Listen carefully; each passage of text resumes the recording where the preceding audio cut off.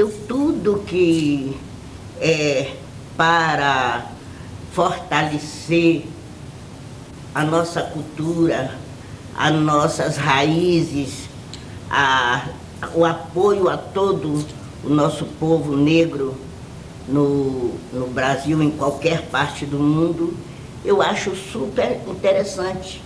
Eu acho que nós não devemos parar.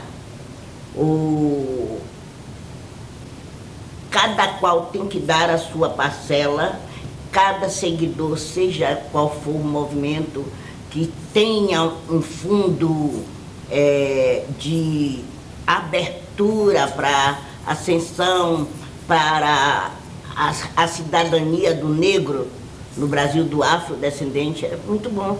E nós não estamos fazendo favor nenhum a Zumbi, e marchando a favor do reconhecimento dele. Ele foi e continua sendo o nosso líder negro, nosso ícone. Para mim não existe. Para mim é um dos maiores nomes da história do negro no Brasil. Foi Zumbi. Ele lutou e morreu por uma causa que foi a nossa liberdade religiosa, a nossa liberdade de expressão, a nossa liberdade de ir e vir. Ele não se deixou dominado. Para mim, ele não está vivo. Zumbi sou eu e todos os negros que virão para a marcha. E vamos continuar com apoio, seja de quem for, ou que não seja, mas nós estaremos ali. Estou com 74 anos, mas eu sei que no dia eu terei 12 anos para andar e lutar e gritar. O que a senhora diria para essas pessoas que estão vindo para o Brasil? É que todos se unam a nós, a todos nós que estamos desenvolvendo esse diálogo, essa chamada, que todos, cada mão que nós seguramos será mais um para nos ajudarmos. Dê a mão a Zumbi, que ele continua vivo, caminhando conosco. Faça mostrar a esse pessoal que está no poder que nós somos os responsáveis por eles estarem no poder, que eles se conscientizem que as religiões afro, que o negro,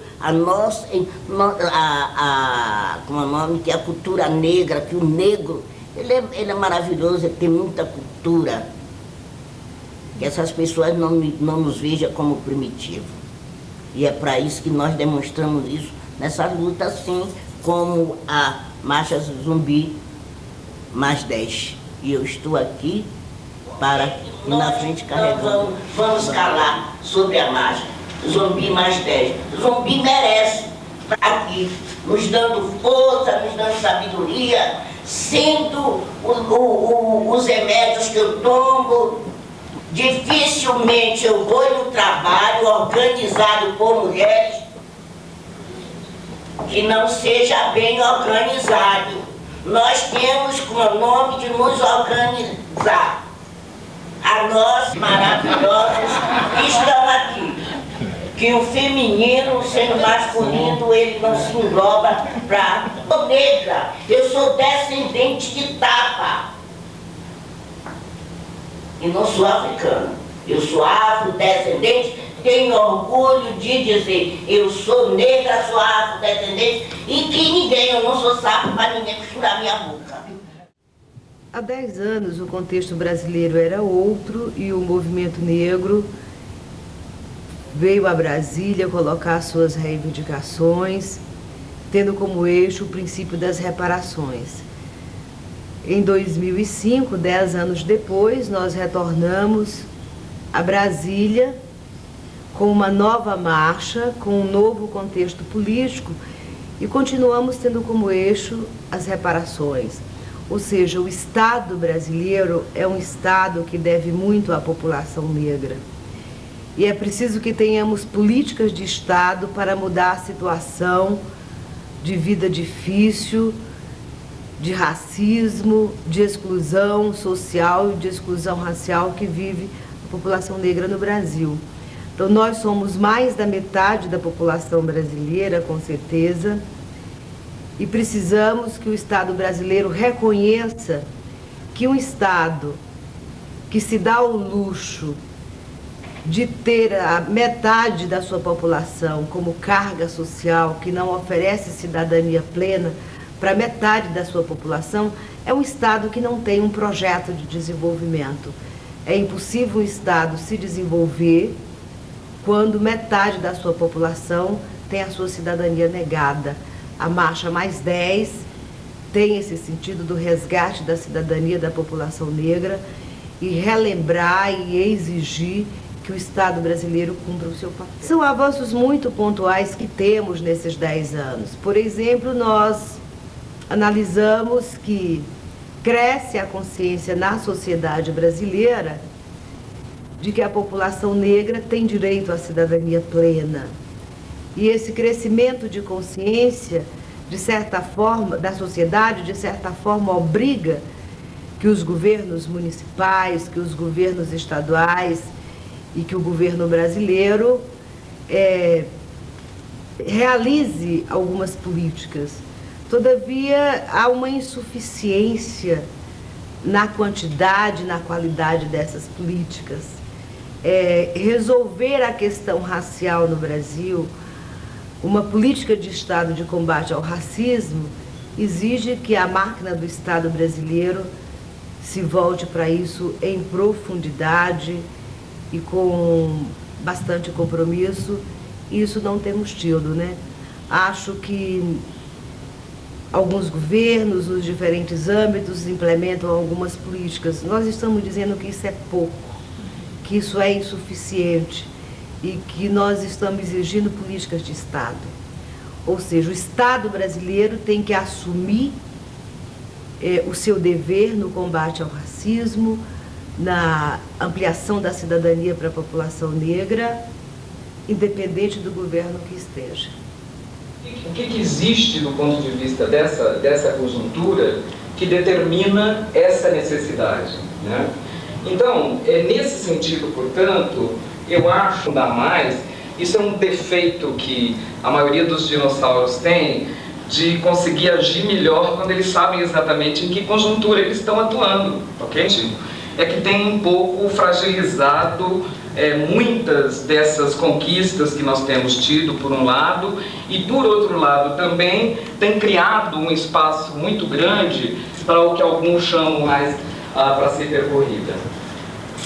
Então eu queria, nesse sentido, um pouco provocar as companheiras e companheiros que aqui estão, para a gente pensar no seguinte, quer dizer, dentro de que quadro hoje nós estamos inseridos do ponto de vista do que é o racismo no Brasil hoje, certo? Do movimento negro, o racismo brasileiro, ele muda as formas como ele opera. E essa mudança nas formas de operação é a ver com coisas que são provocadas pela ação do movimento negro. Já desde o final da década de 90, esse racismo que existe no Brasil agora nesses últimos anos, dentro de uma perspectiva, inclusive, de revisitar o mito da democracia racial na medida em que ele se renova para poder acomodar essas reivindicações que surgem e para não permitir rachaduras muito profundas, muito violentas nesse edifício racista que foi montado, que é fundamentalmente operado pelo Estado brasileiro e dentro do qual nós, enquanto sociedade, somos o tempo todo obrigados a agir, né? Então, que ela trazia em relação a isso exemplos que eu acho que são muito importantes da gente entender e que podem talvez ser resumidos conceitualmente falando numa procriação bem recente que eu fiz de um conceito que seria em português o que a gente poderia chamar de discriminação racial inclusiva, né? Quer dizer, a gente continua sendo, né? Então eu acho que isso, quer dizer, como que a gente opera enquanto movimento negro dentro dessa situação da neodemocracia racial ou da chamada discriminação inclusiva, porque isso vai exigir de nós cuidados que nós não precisávamos ter antes, percebe? Isso cria para nós situações que são e comprometidas com um determinado processo, né? A importância da Marcha Zumbi dos Palmares mais 10 é a de ampliarmos o engajamento da população negra, de ocuparmos o espaço público com as nossas reivindicações e de definirmos uma agenda política nacional que permita criar o que é o objetivo do movimento negro, um espaço de cidadania pluralizado. A prática e o aperfeiçoamento do processo democrático com políticas públicas na área do emprego, na área da comunicação, na área da educação, na área da contratação de serviços públicos. Temos que reinventar o Brasil. O Brasil precisa ser reinventado 10 anos depois. Mudaram muitas coisas. É evidente que a questão racial adquiriu uma visibilidade importante desde então. O processo de Durban foi importante também para impulsionar esse momento de visibilidade. Podemos dizer que a questão racial entrou na agenda nacional nesse momento, sobretudo impulsionada pelo debate sobre a implementação de políticas de cota nas universidades. Então, eu entendo, embora esse debate seja da maior importância para nós, há um conjunto de questões estruturais que atingem a população negra, como a questão do desemprego, a questão do genocídio, da violência, a questão do acesso à educação, saúde, a diferença de expectativas de vida, ou seja, há um conjunto de questões que permanecem sem respostas eficientes do ponto de vista das políticas públicas. Acredito que ela seja importante porque é uma forma de nós demonstrarmos para a sociedade brasileira um conjunto de iniciativa que as organizações do movimento negro têm feito pelo país afora.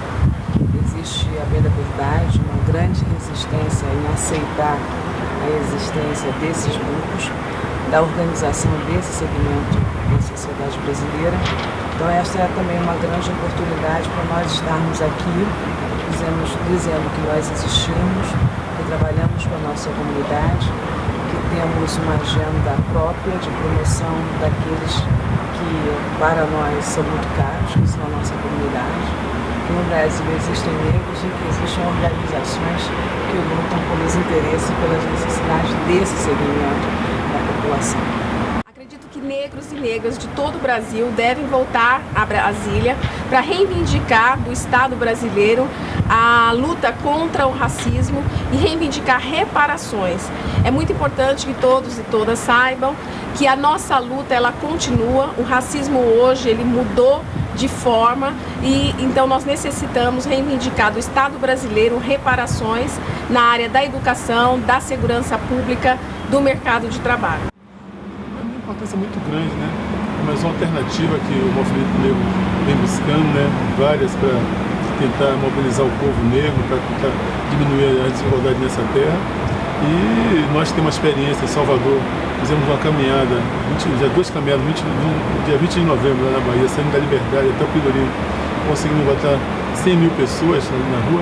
Eu acho que aqui essa marcha tem condição de botar 200 mil pessoas e não só com o objetivo de uma simples caminhada, mas de mostrar a força do povo negro com as grandes reivindicações, as principais reivindicações que nós precisamos encaminhar diretamente para o governo. Por isso que eu conclamo o povo negro brasileiro a participar dessa marcha, que é realmente um dos grandes eventos que aconteceu há 10 anos atrás aqui em Brasília e com certeza vai acontecer com muito mais força aqui em 2005, no 20 de novembro. A minha avaliação mudou muito pouco, mas assim mesmo, o pouco que mudou foi importante. Avançamos dentro do Congresso Nacional, não aquilo que esperávamos ter mais senadores, mais deputados federais. Avançamos no governo, temos hoje alguns ministros negros, temos um ministro supremo, mas eu diria que na base mesmo, na periferia, enfim, nas médias e pequenas cidades, ou mesmo na favela, nas grandes cidades, o quadro continua muito semelhante.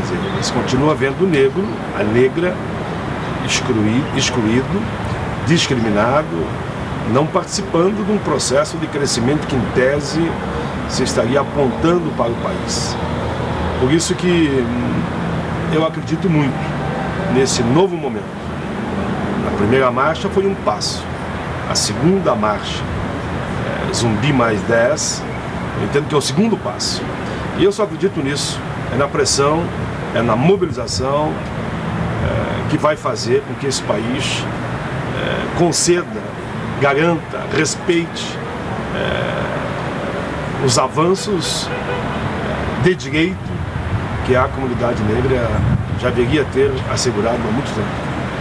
Acho que as pessoas que vêm para cá, elas vêm com muita expectativa de que as coisas realmente aconteçam de fato, porque a gente já chegou no estanque final, né? E a gente vem, de certa forma, com muita expectativa para que realmente essas nossas reivindicações sejam realmente implementadas.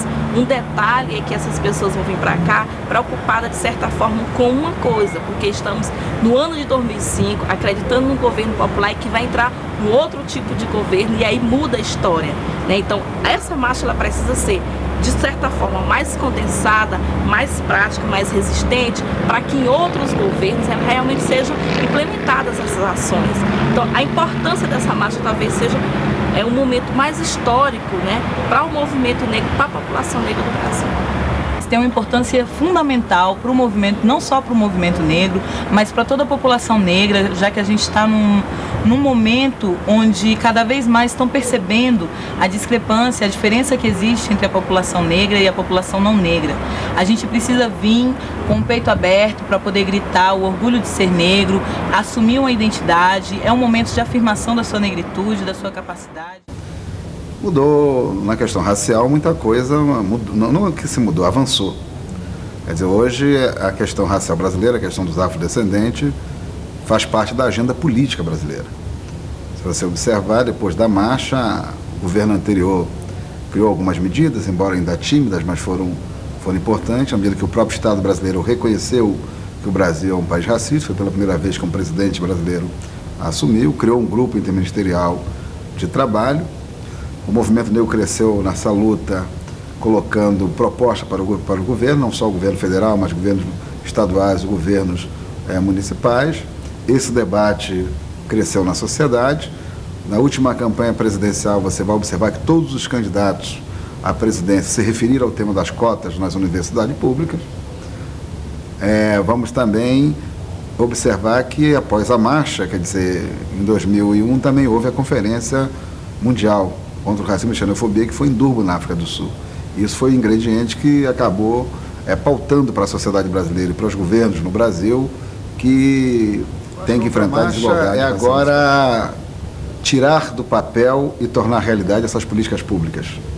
Eu acho que é isso que essa marcha tem como objetivo, porque você não pode ficar à mercê da vontade de um governo momentâneo. Na verdade, tem que ser um compromisso do Estado brasileiro, tem que ser política de Estado. Ou seja, não adianta você assinar decreto, assinar portaria e, na verdade, no orçamento da União não está lá contemplado quanto de recursos ela vai gastar para implementar essas políticas.